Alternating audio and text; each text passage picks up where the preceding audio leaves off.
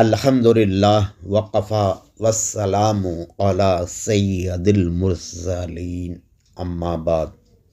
سنت اور شریعت ایک ہے۔ سنت کا معنی شریعت ہے۔ اہل شریعت کو اہل سنت یا سنی کہا جاتا ہے۔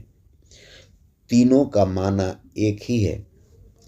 صحابہ اکرام رضی اللہ عنہم کے لیے سنت حکم رسول اور عمل رسول تھا، مگر ہمارے پاس حکم رسول اور عمل رسول قولی طور پر کئی روایات کے ساتھ پہنچا ہے، جو حدیث کہا جاتا ہے۔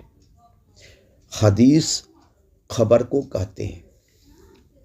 اب اس حدیث پہ مجتہدین نے تحقیق کر کے جو مسئلہ خرج کیے ہیں وہ ہمارے لیے سنت ہے، جس کو فقہ کہا جاتا ہے۔ لہٰذا فقہ پہ عمل کرنا ہی سنت پر عمل کرنا ہے۔ تابعین کے دور سے ہی فقہ پہ عمل کرنا شروع ہو گیا تھا، جو ہوتے ہوئے آ رہا ہے۔